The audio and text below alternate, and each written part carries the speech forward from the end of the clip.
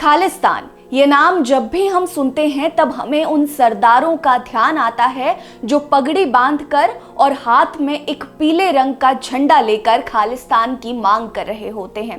खालिस्तान की मांग कर रहे ये लोग देश विदेश में लगातार प्रदर्शन करते दिखते हैं। इन कुंठितों का विरोध प्रदर्शन कई बार इतना हिंसक और उग्र हो जाता है कि आम लोगों की जान तक चली जाती है। हाल ही में खालिस्तान की मांग कर रहे अमृतपाल सिंह पर पंजाब पुलिस ने कार्रवाई की। लेकिन क्या आपको पता है कि ये पंजाब में खालिस्तान की मांग सबसे पहले कब और किसने उठाई? खालिस्तान आंदोलन के शुरू करने का श्रेय मास्टर तारा सिंह को दिया जाता है, जिन्होंने लगभग 93 साल पहले यानी कि 1929 में खालिस्तान आंदोलन की शुरुआत की। 1929 में कांग्रेस के लाहौर अधिवेशन में मोतीलाल नेहरू ने पूर्ण स्वराज का प्रस्ताव रखा। इस दौरान 3 तरह के समूह, मुस्लिम, दलित और तीसरा समूह शिरोमणि अकाली दल की अगुवाई कर रहे मास्टर तारा सिंह ने इस प्रस्ताव का विरोध किया। इस दौरान ही पहली बार तारा सिंह ने सिखों के लिए अलग राज्य की मांग रखी। 1947 में ये मांग आंदोलन में बदल गई और इस आंदोलन का नाम पंजाबी सूबा आंदोलन हो गया। आजादी के समय पंजाब 2 हिस्सों में बंट गया और इस दौरान शिरोमणि अकाली दल बना, जो भारत में ही भाषाई आधार पर एक अलग सिख सूबा यानी सिख प्रदेश की मांग कर रहा था। तो वहीं स्वतंत्र भारत में बने राज्य पुनर्गठन आयोग ने ये मांग मानने से इनकार कर दिया। लगभग 19 साल तक अलग सिख सूबे के लिए आंदोलन और प्रदर्शन होते रहे। इस दौरान हिंसा की घटनाएं भी हुई और 1966 में इंदिरा गांधी सरकार ने पंजाब को 3 हिस्सों में बांटने का फैसला किया। पहला, सिखों की बहुलता वाला पंजाब, हिंदी भाषा बोलने वालों के लिए हरियाणा और तीसरा हिस्सा चंडीगढ़ था। मीडिया रिपोर्ट्स के अनुसार अकाली आंदोलन के संस्थापक सरदार मास्टर तारा सिंह ही खालिस्तान आंदोलन के अगुवा थे और तारा सिंह सिखों को राजनीतिक हिस्सेदारी देने के हिमायती रहे।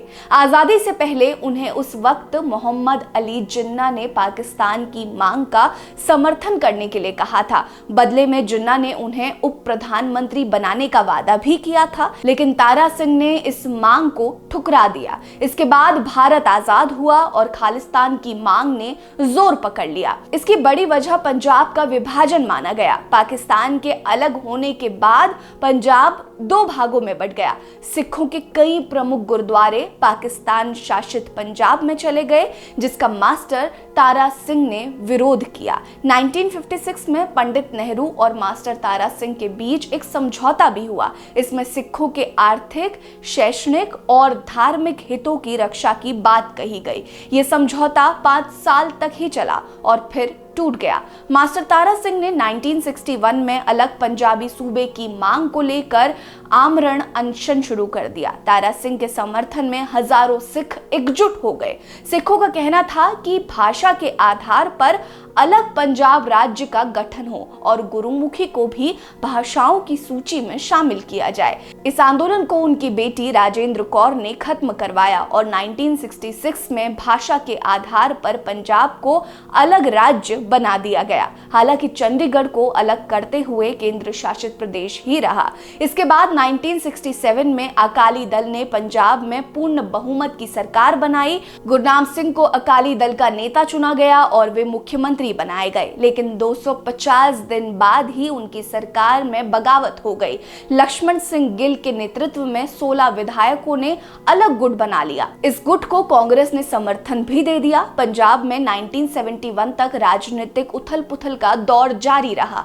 1971 में बांग्लादेश विभाजन के बाद पंजाब में इंदिरा गांधी को जबरदस्त समर्थन मिला। इसके बाद फिर से खालिस्तान की मांग शुरू हो गई। 1973 में अकाली दल के आनंदपुर साहिब में एक प्रस्ताव पास किया।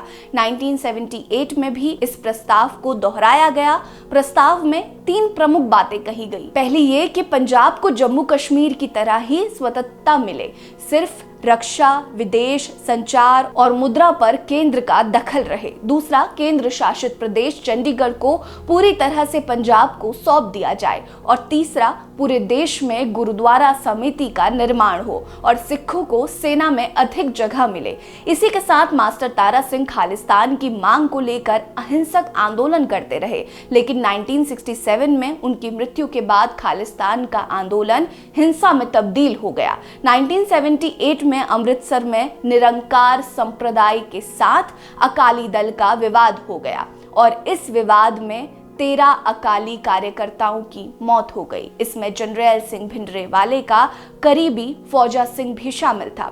इसके बाद कोर्ट में ये केस चला और निरंकारी संप्रदाय के प्रमुख गुरबचन सिंह केस में बरी हो गए। इसके बाद पंजाब में भिंडरावाले के आतंक का दौर शुरू हो गया। भिंडरावाले के समर्थकों ने 1980 में गुरबचन सिंह की हत्या कर दी। कई जगहों पर हिंदुओं और निरंकारी समुदाय के लोग मारे जाने लगे। पंजाब में जहां लॉ एंड ऑर्डर खत्म हो रहा था, खराब हो गया था, तो चरमपंथ के सहारे सिखों में पैठ बनाने के बाद भिंडरावाले ने अमृतसर के पवित्र स्वर्ण मंदिर को अपना ठिकाना बना लिया। अकाल तख्त से ही भिंडरावाला सिखों के लिए संदेश जारी किया करता था और वहीं से इसने शुरुआत की एक बड़े विभाजन की।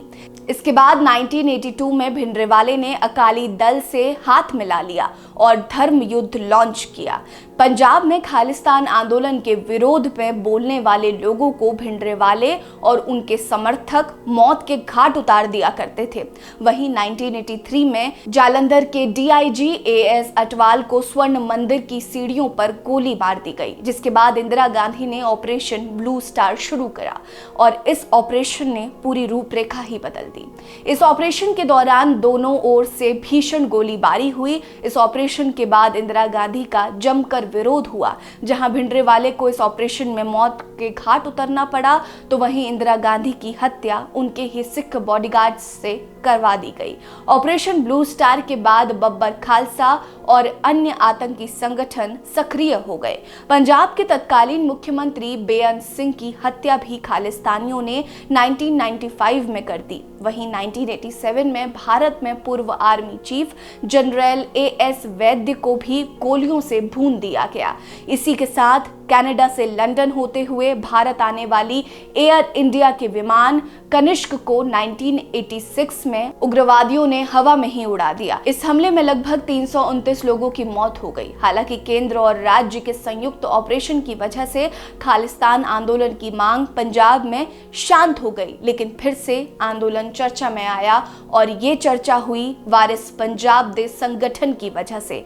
पंजाबी अभिनेता संदीप सिंह उर्फ दीप सिंधु ने वारिस पंजाब दे संगठन को शुरू किया और इस संगठन की मंशा पंजाब को नशा मुक्त और पंजाब के युवाओं को प्रेरित करने की थी। लेकिन जब दिल्ली में किसान आंदोलन हुआ तो उस दौरान 26 फरवरी 2021 को लाल किले पर उपद्रव मचाने और खालसा पंथ का झंडा फहराने जैसे कृत्य हमें देखने को मिले और इस दौरान वारिस पंजाब दे संगठन का नाम सामने आया। किसान आंदोलन खत्म हुआ और एक दिन एक्सीडेंट में दीप सिद्धू की मौत की खबर आई, जिसके बाद अमृतपाल सिंह ने वारिस पंजाब दे संगठन की बागडोर अपने हाथों में ले ली और पंजाब के लोगों को अलग देश खालिस्तान की मांग करने के लिए प्रेरित करने लगा। उसके पास खालिस्तानियों की एक फौज हो गई थी और देश में रहकर ही वो भारत को तोड़ने की बात करने लगा था।